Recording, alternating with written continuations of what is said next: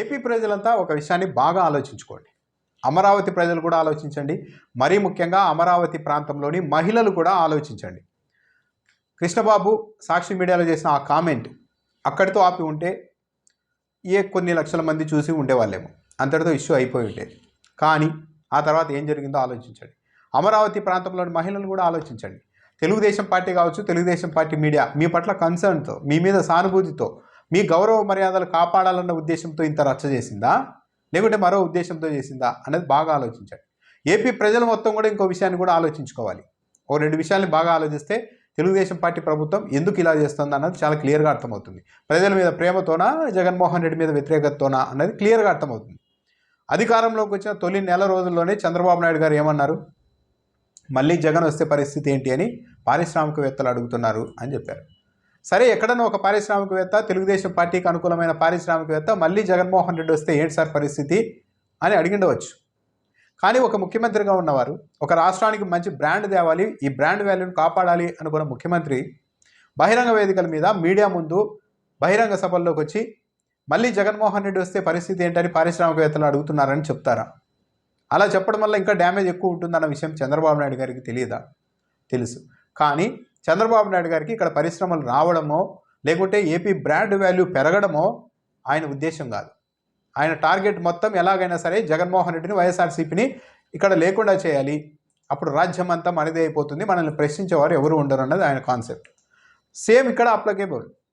ఇక్కడ కూడా అమరావతి ప్రాంతానికి సంబంధించిన మహిళల్ని ఏదో కించపరిచి ఆయన మాట్లాడింది తప్పు, దాంట్లో 100%. కానీ చంద్రబాబు నాయుడు గారు ఏకంగా ముఖ్యమంత్రి హోదాలో ఉంటూ ఈ ప్రాంతాన్ని ఇలా అన్నారు అని చెప్పి ఒక వీడియోని డైరెక్ట్ తన ట్విట్టర్ అకౌంట్లో చేశారు. ఈనాడు పత్రిక ఆ వ్యాఖ్యని డైరెక్ట్గా మరుసటి రోజు ప్రచురించింది, ఆంధ్రజ్యోతి ప్రచురించింది. ఇక డిబేట్లలో లక్షల సార్లు ఆ మాటను పదే పదే అంటూ ఉన్నారు. దీన్ని బట్టి అర్థం చేసుకోండి, నిజంగా అమరావతి ప్రాంత ప్రజల మనోభావాల్ని కాపాడాలన్న ఉద్దేశం తెలుగుదేశం పార్టీకి, చంద్రబాబు నాయుడు గారి నాయకత్వంలోని ప్రభుత్వానికి, ఇక్కడ మీడియాకు ఉండి ఉంటే ఆ మాటను అనకుండా ఆ మాట అన్న వ్యక్తుల మీద డైరెక్ట్ చర్యలు తీసుకొని ఉండవచ్చు. కానీ అది చేయడంలే. ఈ మాట అన్నారు, అమరావతిని ఇలా అన్నారు, ఇలా అన్నారు, ఇలా ఉన్నారు అని చెప్పి కొన్ని లక్షల కోట్ల సార్లు ప్రజలందరికీ పదే పదే గుర్తు చేస్తూ ఉన్నారంటే దీనివల్ల అమరావతి బ్రాండ్కి దెబ్బతింటుందని కూడా తెలుసు. ఓహో, ఏపీలో ఓన్లీ కృష్ణంరాజు మాట్లాడిన అంశం వరకు అయితే కొంతమంది మాత్రం చూసి ఏదో జనరల్ కామెంటు, డిబేట్లలో కొందరు మాట్లాడుతూ ఉంటారు ఇలా చాలా దారుణంగా అని సర్దేసుకునేవాళ్ళు. కానీ ప్రభుత్వం, టీడీపీ, మీడియా అంతా దిగి 4 రోజుల పాటు రచ్చ చేయడం ద్వారా అమరావతి ప్రాంతం మీద, ప్రపంచం మొత్తం అమరావతి మీద ఒక బ్రాండ్ పడేలాగా చేసింది ఎవరు? అమరావతి మహిళలు ఆలోచించుకోవాలి. ఎవరో మాట్లాడుతూ ఉంటారు, రకరకాల వ్యక్తులు ఉంటారు, ఏదో మాట్లాడుతూ ఉంటారు. ఆ మాటల్ని తెచ్చి గ్లోరిఫై చేసి మీడియాలో, పత్రికల్లో ప్రచురించుకొని చేసి డైరెక్ట్గా ముఖ్యమంత్రి కూడా తన ట్విట్టర్ అకౌంట్లో ఆ వీడియోను పోస్ట్ చేశారు అంటే వాళ్ళ ఉద్దేశాలు ఏంటి? అమరావతి ఆత్మగౌరవం కాపాడాలను, అమరావతి ప్రాంతంలోని చుట్టుపక్కల ఉన్న మహిళల ఆత్మగౌరవాన్ని నిలబెట్టాలను, ఈ రాష్ట్ర ప్రభుత్వ రాష్ట్రానికి సంబంధించిన బ్రాండ్ పెంచాలను, అమరావతి బ్రాండ్ మరింత పెంచాలన్నది కాదు. చంద్రబాబు నాయుడు గారు చేస్తున్న చర్యల వల్ల బ్రాండ్ వాల్యూ దెబ్బతింటున్నాయి, పారిశ్రామికంగా కావచ్చు, అమరావతిలో కూడా కావచ్చు. కానీ వాళ్ళు చేస్తూ ఉన్నారంటే అమరావతి మహిళలు, అమరావతి రైతులు, ప్రజలంతా ఆలోచించుకోండి.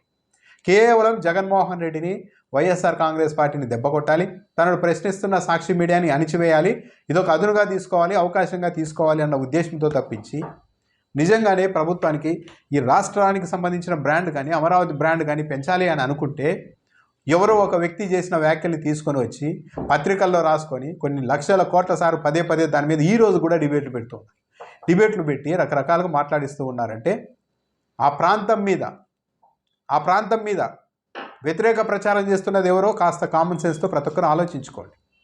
ఇది కేవలం ప్రజలు ఆలోచించుకోవాల్సింది ఏంటంటే సాక్షి మీడియా జగన్మోహన్ రెడ్డిది అనుకోవచ్చు చాలామంది. కానీ ఆ మీడియా లేకపోతే, ఒక ప్రశ్నించే మీడియా అవతల 80% మీడియా ఒకవైపు ఉంటే, యువతలు మిగిలిన ఒక పత్రిక, ఒక పేపర్ కూడా లేకపోతే రేపొద్దున ఎవరైనా, ఎవరి చేతిలో అయినా బాధ్యతలు కావచ్చు.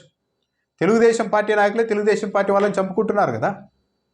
ఇక సాక్షి మీడియా, యువతల ప్రశ్నించే మీడియా, చూపించే మీడియానే లేకపోతే ఒకరోజు అందరూ బాధితులు అవుతారు. బలవంతుడి చేతిలో ప్రతి బలహీనుడు ఒకరోజు బాధితుడు అవుతారు, చూపించేందుకు, ప్రశ్నించేందుకు, ఎక్స్పోజ్ చేసేందుకు ఒక మీడియా లేకపోతే.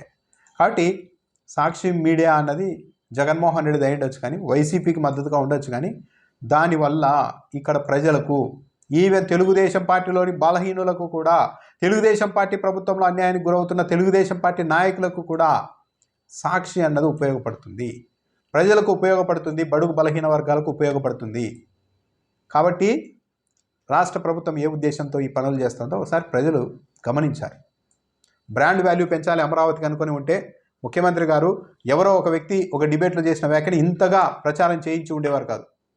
తన పార్టీ ద్వారా, తన మీడియా ద్వారా స్వయంగా తానే ఇంత ప్రచారం చేసి ఉండేవారు కాదు.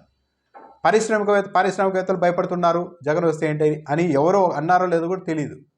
కానీ ఆ విషయాన్ని కూడా ప్రచారం చేశారు ముఖ్యమంత్రి. అంటే ఏపీకి పరిశ్రమలు రావాలి, బ్రాండ్ వాల్యూ పెరగాలని కాదు, జగన్మోహన్ రెడ్డిని డ్యామేజ్ చేయాలి. అది అంటే మొత్తం ఈ అంశాలన్నింటినీ కూడా రాజకీయంగా తనకు అనుకూలంగా మలుచుకునేందుకు ముఖ్యమంత్రి నాయకత్వంలోని టీడీపీ ఈ రాష్ట్ర ప్రభుత్వం పనిచేస్తోంది అన్నది చాలా క్లియర్గా ప్రజలంతా అర్థం చేసుకోవాలి. బాగా గమనించండి ఈ అంశాన్ని.